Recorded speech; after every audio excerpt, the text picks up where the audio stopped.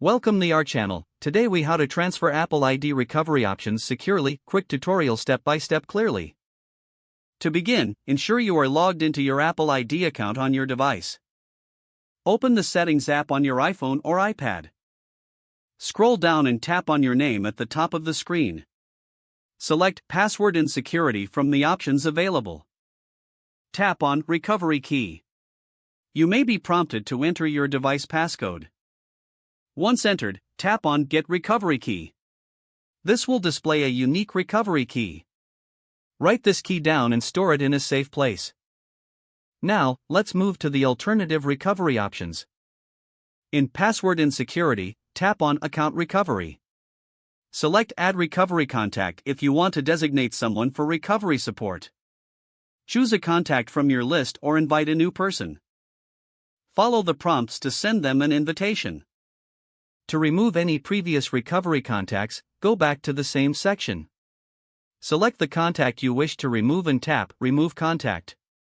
Always confirm that your recovery options are updated and accurate. Finally, review your trusted devices listed under your Apple ID settings. This will ensure you have access to your account if needed. Regularly check your recovery options to keep your account secure. And that's it. You've successfully transferred your Apple ID recovery options securely. If the page does not load, refresh the browser or try again in a private or incognito window. Make sure you are using the correct email address, then retype it carefully to avoid small typos. If your password is not accepted, use the reset option and create a new strong password you can remember. Check your spam folder for verification or security emails, then complete any requested confirmation steps.